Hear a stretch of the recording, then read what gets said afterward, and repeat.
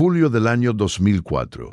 Una familia común, unas vacaciones soñadas y un destino que nadie pudo prever. David Mitchell, reconocido por su inseparable sombrero blanco de cowboy, emprendió un viaje familiar junto a su esposa Susan y su hijo Dylan, de tan solo 8 años, rumbo al Parque Nacional Yellowstone. Lo que debía ser una semana de descanso, naturaleza y recuerdos felices, terminó convirtiéndose en uno de los casos de desaparición más perturbadores en la historia de Estados Unidos. Entraron al parque.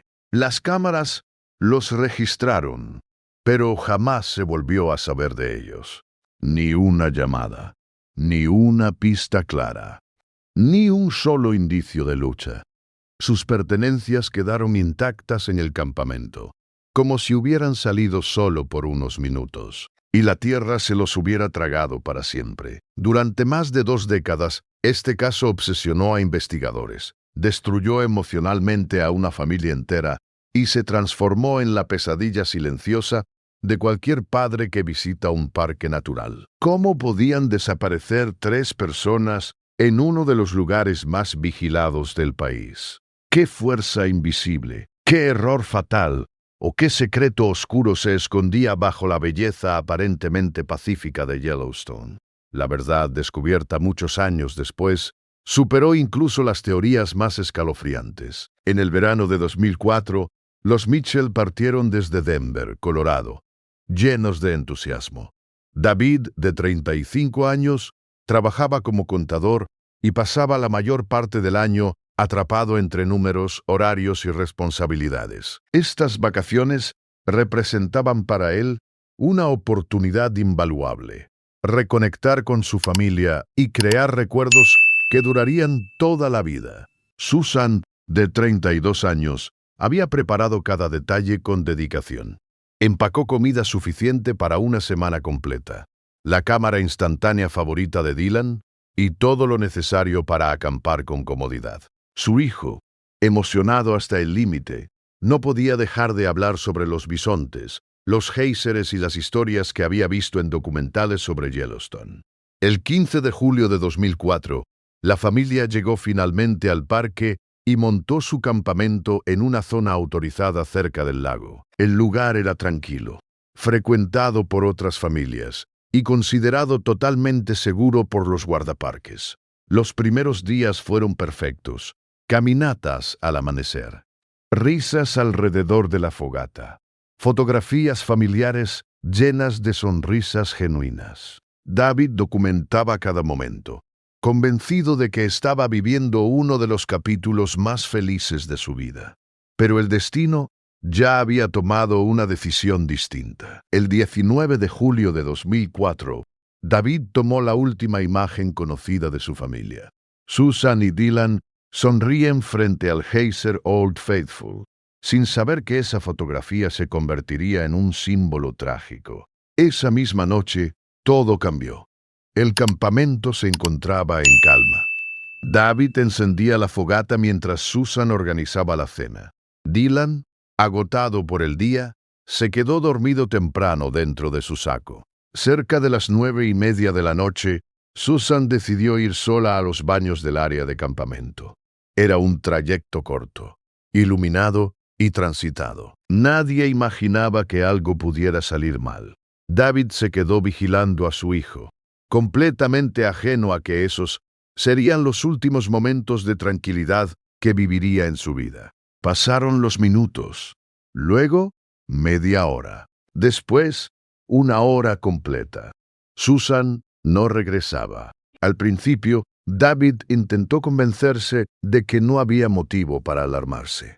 Tal vez se había encontrado con otros campistas. Quizás se había detenido a observar el cielo estrellado. Pero una sensación fría comenzó a apoderarse de su estómago. Despertó con cuidado a Dylan y juntos caminaron hacia los sanitarios. El lugar estaba vacío. Nadie había visto a Susan. Fue entonces cuando David encontró algo que lo paralizó por completo. La cartera de su esposa estaba tirada en el suelo, cerca de un sendero que se alejaba del campamento. En ese instante, supo la verdad. Susan no se había ido por voluntad propia. El pánico se apoderó de David. La idea de que alguien hubiera estado observando a su familia, esperando el momento perfecto para actuar, lo llenó de terror. Corrió a avisar a los guardaparques, pero la noche hacía imposible iniciar una búsqueda inmediata. Yellowstone, oscuro y silencioso, se convirtió en un escenario amenazante. Esa fue la noche más larga de su vida. David pasó horas abrazando a Dylan, tratando de tranquilizarlo, mientras su propia mente se llenaba de pensamientos aterradores. Cada sonido del bosque parecía una amenaza. Cada sombra, una advertencia. Con el amanecer del 20 de julio, comenzó una operación de búsqueda masiva. Equipos especializados, perros rastreadores y guardaparques recorrieron la zona donde Susan había desaparecido. David insistió en participar, negándose a quedarse de brazos cruzados, mientras Dylan permanecía siempre a su lado. Las primeras pistas fueron devastadoras. Las huellas indicaban que Susan había sido arrastrada contra su voluntad hacia una zona más remota del parque. Los perros siguieron el rastro durante kilómetros hasta que de repente se perdió por completo, como si Susan hubiera sido borrada del mapa. Los investigadores descubrieron algo aún más inquietante. En semanas anteriores, varios campistas habían reportado la presencia de un hombre sospechoso, alguien que merodeaba campamentos, observaba familias y parecía conocer el terreno a la perfección. Las descripciones coincidían en algo escalofriante. No era un turista común, era alguien que sabía exactamente dónde estaba y cómo desaparecer sin dejar rastro. Tras varios días sin resultados, los equipos oficiales comenzaron a reducir la búsqueda. Pero David se negó a rendirse. Con su hijo de la mano, continuó explorando senderos alejados, siguiendo cualquier señal, cualquier rastro, cualquier esperanza. Sin saberlo, ya no estaban solos.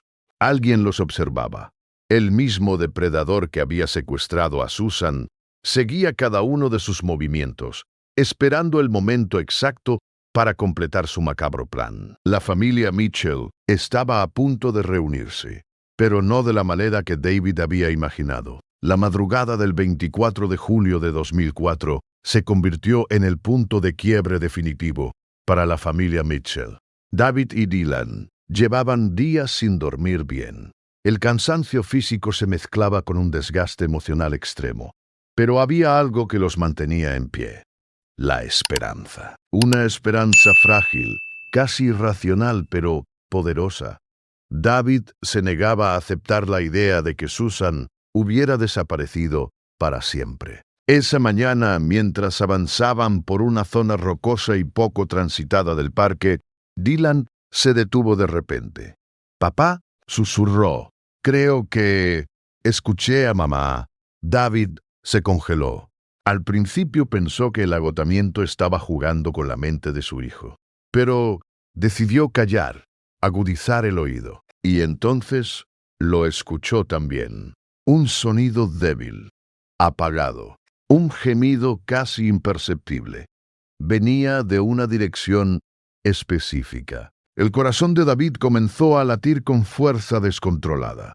Esa voz era inconfundible. Era Susan. Sonaba rota, cansada, pero viva. Siguiendo el sonido, padre e hijo se adentraron entre la vegetación hasta llegar a una formación rocosa extraña, parcialmente cubierta por ramas y musgo. David tardó apenas unos segundos en comprender lo que tenía frente a él. Una cueva, pequeña, oscura, oculta deliberadamente. Los gemidos se hicieron más claros. Sin pensarlo dos veces, David se adentró en la cueva con Dylan, pegado a su espalda. Lo que encontraron dentro los marcó para siempre. Susan estaba atada. Su cuerpo mostraba señales evidentes de violencia prolongada. Tenía heridas visibles, moretones oscuros y una mirada que reflejaba el terror de alguien que había vivido días de pesadilla absoluta. Verla con vida fue un alivio devastador. David cayó de rodillas junto a ella, luchando por mantener la calma mientras desataba las cuerdas, con manos temblorosas. Dylan rompió en llanto al ver el estado de su madre, sin comprender del todo cómo algo así podía ser real. Susan apenas podía hablar. Con voz quebrada, logró susurrar una advertencia que heló la sangre de David. Él salió, pero va a volver. No había tiempo. David levantó a Susan como pudo. Apenas podía sostenerse en pie. Cada segundo contaba. Tenían que salir de allí y pedir ayuda, llegar a los guardaparques.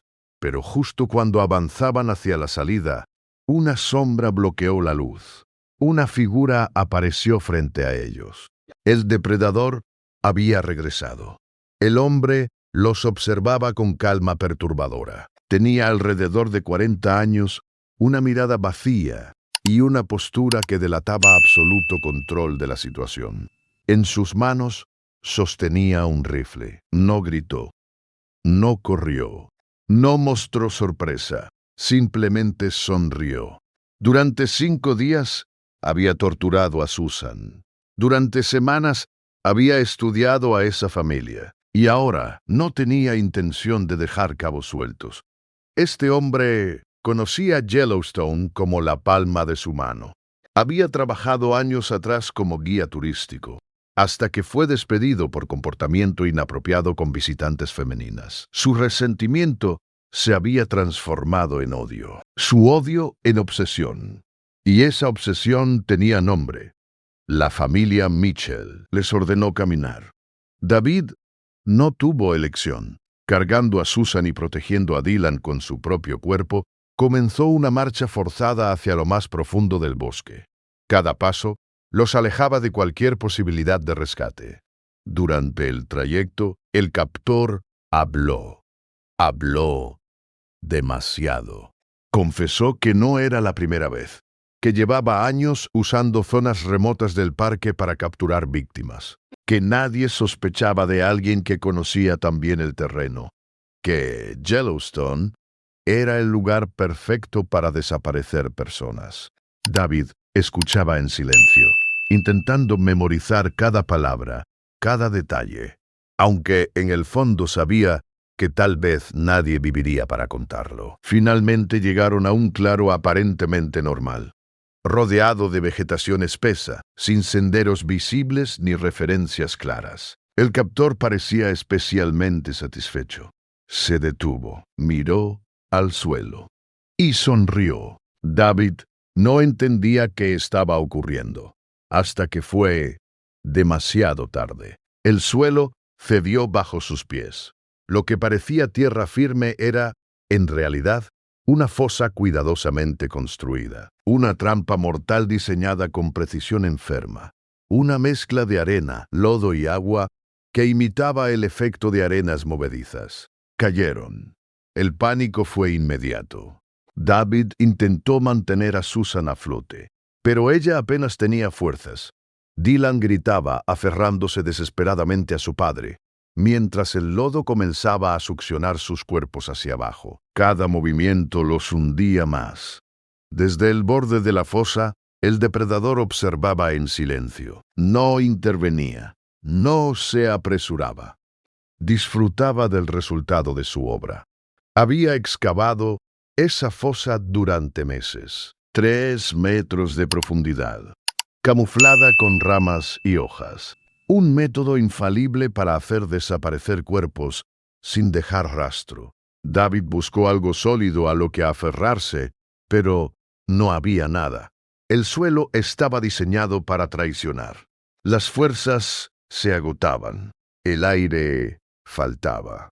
Los últimos instantes de la familia Mitchell no fueron solo de terror. También fueron de amor. David usó cada resto de energía para mantener a Susan y a Dylan cerca de la superficie. Les habló con voz rota, diciéndoles cuánto los amaba, prometiéndoles que no estaban solos. Susan, a pesar de su debilidad extrema, logró abrazar a Dylan una última vez. La arena, movediza, los consumió lentamente. Cuando todo terminó, El depredador cubrió la fosa con vegetación natural, borrando cualquier señal de lo ocurrido. Se alejó con la certeza de haber cometido el crimen perfecto. La familia Mitchell había desaparecido. O eso creía él. La desaparición de la familia Mitchell sacudió a todo Estados Unidos. Lo que comenzó como un reporte de persona desaparecida se transformó rápidamente en una pesadilla nacional. Los medios de comunicación llegaron a Yellowstone desde todos los rincones del país. Helicópteros sobrevolaban la zona. Equipos de rescate rastreaban cada centímetro del parque. Pero no había nada. Ni cuerpos, ni huellas claras, ni señales concluyentes. Era como si David, Susan y Dylan jamás hubieran existido. Durante semanas, las autoridades desplegaron todos los recursos disponibles. Se utilizaron perros rastreadores, sensores térmicos, buzos para revisar cuerpos de agua, e incluso tecnología sonar en zonas pantanosas. Cientos de personas fueron interrogadas. Turistas, empleados del parque, guías, campistas. El resultado fue siempre el mismo: silencio. Yellowstone, imponente y hermoso, se había convertido en un cementerio invisible. Con el paso de los meses comenzaron a surgir teorías de todo tipo. Algunos creían que la familia había sido atacada por animales salvajes. Otros hablaban de un accidente en terreno peligroso. También surgieron rumores de secuestro, crimen organizado o incluso desaparición voluntaria. Pero ninguna hipótesis lograba explicar un detalle clave. ¿Cómo podía desaparecer una familia completa sin dejar absolutamente ningún rastro? Las pertenencias seguían en el campamento. El vehículo nunca fue movido. No había señales de lucha. Para muchos investigadores, el caso se convirtió en una herida abierta.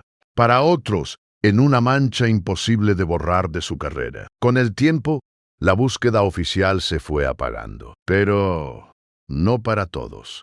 Robert Mitchell, el hermano menor de David, se negó desde el primer día a aceptar que el caso quedara en el olvido. Veterano de guerra marcado por la disciplina y la perseverancia, Robert convirtió el dolor en una misión personal. Dejó su vida en pausa y se dedicó por completo a buscar respuestas. Viajó a Yellowstone una y otra vez. Entrevistó a testigos que ya nadie recordaba. Recolectó informes, rumores, detalles mínimos. Durante años caminó los mismos senderos que su hermano había recorrido. Dormía en cabañas, hablaba con guías antiguos, revisaba mapas viejos del parque. Cada visita terminaba igual, sin respuestas. Con el paso del tiempo, el caso de la familia Mitchell se transformó en una leyenda oscura dentro del parque. Algunos guías lo contaban en voz baja como advertencia. Otros lo usaban como historia de terror para turistas curiosos. Pero para Robert no era una historia, era su familia. Pasaron los años. Luego, una década. Después, 20. Robert envejecía, pero nunca dejó de buscar. El caso permanecía oficialmente sin resolver. En los archivos del parque figuraba como desaparición inexplicable. Para la opinión pública, era otro misterio sin final, hasta que la naturaleza decidió hablar. 22 años después de la desaparición, Yellowstone enfrentó una de las sequías más severas de su historia. Zonas que normalmente permanecían húmedas se secaron por completo. El suelo se agrietó. Áreas inaccesibles quedaron expuestas por primera vez en décadas. Un equipo de geólogos, liderado por la doctora Elena Vázquez, realizaba estudios sobre los cambios en la composición del suelo cuando hicieron un descubrimiento perturbador. En una zona remota del parque, entre grietas profundas de tierra seca, algo no encajaba. No era una roca. No era una raíz. Eran restos humanos. Las autoridades fueron alertadas de inmediato. Se acordonó el área y comenzó una excavación forense meticulosa. Lo que encontraron superó cualquier expectativa. Bajo la superficie endurecida del suelo, aparecieron 3 esqueletos, 2 adultos, un niño. Los cuerpos estaban juntos, muy juntos. La posición sugería que habían muerto abrazados, atrapados en lo que alguna vez fue una fosa de arena movediza, que se solidificó con el paso del tiempo. Entre los restos se hallaron objetos personales inconfundibles. Un sombrero blanco de cowboy, deteriorado pero reconocible. Fragmentos de una blusa estampada y una pequeña gorra infantil de colores deslavados. No hubo dudas. Eran ellos, David, Susan, Dylan. La llamada que Robert Mitchell había esperado durante más de 2 décadas finalmente llegó. Tenía 58 años cuando escuchó la confirmación. Su familia había sido encontrada, muerta. Pero por primera vez en 22 años, la verdad comenzaba a salir a la luz.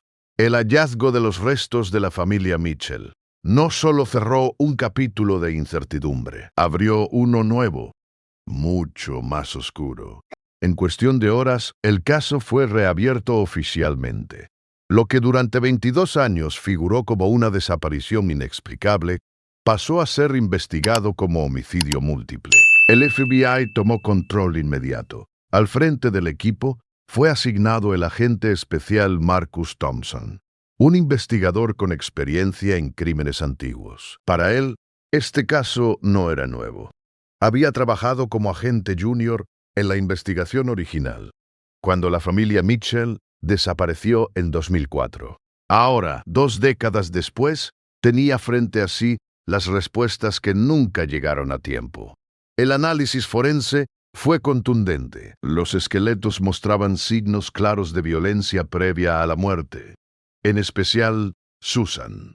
Varias costillas fracturadas, lesiones antiguas y señales inequívocas de maltrato prolongado confirmaron lo que muchos temían, pero nadie pudo probar durante años. Susan había sido torturada. La posición de los cuerpos también reveló algo estremecedor. No murieron separados, murieron juntos, aferrados unos a otros. Los expertos determinaron que habían caído en una fosa artificial, diseñada deliberadamente para simular arena movediza. Los análisis del suelo confirmaron que la mezcla no era natural de la zona. Alguien había construido esa trampa, con tiempo, con conocimiento, con intención. Ya no había dudas. Yellowstone había sido escenario de un crimen planeado con precisión enfermiza. Robert Mitchell regresó una vez más a Yellowstone, pero esta vez no como un familiar desesperado, sino como una pieza clave de la investigación. Durante 22 años, había reunido documentos, notas, entrevistas y nombres que jamás dejó de revisar. Sus archivos personales contenían detalles que ahora cobraban un peso brutal. Entre esos documentos, un patrón comenzó a repetirse. Reportes antiguos, comentarios de turistas, quejas ignoradas y un nombre: Thomas Brenham. Thomas Brenham había trabajado como guía turístico en Yellowstone hasta el año 2003. Era descrito como alguien carismático, experto en el terreno y extremadamente hábil para moverse por zonas remotas, pero también tenía un historial inquietante. Había sido despedido por conductas inapropiadas hacia turistas femeninas. Varias quejas habían sido archivadas sin mayor seguimiento. En ese momento, nadie lo consideró una amenaza real. Después de la desaparición de la familia Mitchell, Brenham abandonó la región sin dejar rastro. Durante años, su nombre pasó desapercibido. Hasta ahora. Los investigadores revisaron registros laborales, entrevistas antiguas y testimonios olvidados. Todo apuntaba en la misma dirección. Brenham conocía rutas no oficiales, cuevas, zonas pantanosas y lugares donde nadie buscaba. Era exactamente el perfil que el caso necesitaba. Localizar a Thomas Brenham no fue fácil. Había cambiado de nombre. Había cambiado de ciudad. Había cambiado de vida. Pero no de pasado. Finalmente, los agentes lo encontraron viviendo bajo una identidad falsa en una zona montañosa de Montana. Se hacía llamar Michael Harrison. Vivía solo, en una cabaña aislada, trabajando como carpintero y evitando cualquier tipo de contacto social. Tenía 64 años. Cuando el FBI llegó a arrestarlo, no opuso resistencia, no huyó, no negó nada, no preguntó por qué. Parecía haber estado esperando ese momento durante más de 2 décadas. Durante el interrogatorio, Thomas Brenham confesó todo. Describió con frialdad cómo había observado a la familia Mitchell desde su llegada al parque. Cómo eligió a Susan, cómo la secuestró, cómo utilizó la cueva como lugar de cautiverio. Y finalmente, cómo construyó la fosa. Relató que había cometido otros crímenes antes de 2004, pero que la familia Mitchell fue su último acto antes de desaparecer. Su conocimiento del terreno le permitió operar durante años sin ser detectado. Yellowstone no era solo un parque para él. Era su territorio. El arresto de Thomas Brenham marcó el fin de una huida que había durado más de 2 décadas, pero apenas era el inicio del último capítulo para la familia Mitchell. La noticia recorrió el país en cuestión de horas. El misterio de Yellowstone ya no era un enigma sin rostro. Tenía nombre, tenía historia y tenía un culpable. El juicio de Thomas Brenham se convirtió rápidamente en un evento mediático nacional. Cámaras, periodistas y analistas legales llenaron la sala. No era solo un caso criminal, era el cierre de una herida colectiva que había permanecido abierta durante 22 años. Brenham, sentado en el banquillo, mostraba un rostro envejecido casi irreconocible, pero su mirada seguía siendo la misma, fría, distante, carente de remordimiento. Frente a él, en la primera fila, se encontraba Robert Mitchell. Tenía 58 años. Había esperado este momento durante casi media vida. Asistió a cada sesión. Escuchó cada detalle. Revivió cada horror. Pero no se movió de su asiento ni un solo día.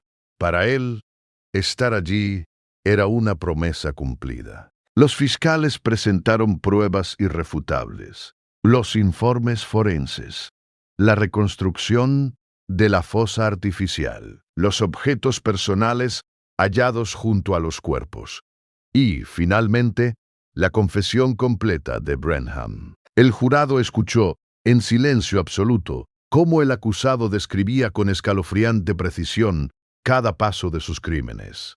No intentó justificarse, no pidió perdón, solo habló.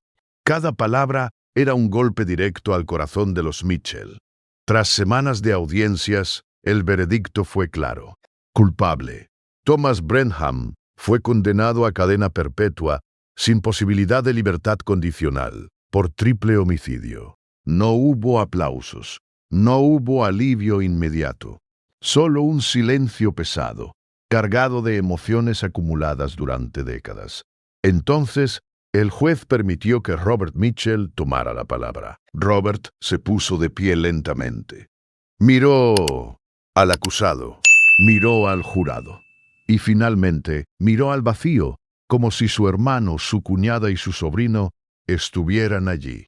Con voz firme, dijo: «Durante 22 años me desperté todos los días con la misma pregunta. ¿Dónde están? Hoy sé la respuesta. Y aunque duele, al fin puedo descansar». Habló de David, un padre amoroso, de Susan, una mujer fuerte y protectora, de Dylan, un niño que merecía crecer. Prometió que nunca serían olvidados, y salió de la sala con lágrimas en los ojos, pero con la cabeza en alto. Los restos de David, Susan y Dylan Mitchell fueron sepultados con honor en Denver, Colorado, Por primera vez desde 2004, la familia pudo despedirse como merecía. Yellowstone, el lugar que los vio desaparecer, quedó marcado para siempre por su historia. El caso impulsó cambios en protocolos de seguridad y recordó al mundo una verdad incómoda. La naturaleza puede ser hermosa, pero también puede esconder horrores cuando alguien decide usarla como arma. La historia de la familia Mitchell no es solo un relato de terror. Es una advertencia, es un llamado a no bajar la guardia. Y es la prueba de que la verdad, aunque tarde, siempre encuentra la forma de salir a la luz. Si has llegado hasta aquí, gracias por acompañarnos en esta historia. Suscríbete al canal para no perderte más casos reales como este. Activa la campanita para recibir nuevos vídeos. Déjanos un like si crees que estas historias deben seguir contándose. Y dime en los comentarios, ¿desde qué país estás viendo este video? Nos vemos en la próxima historia.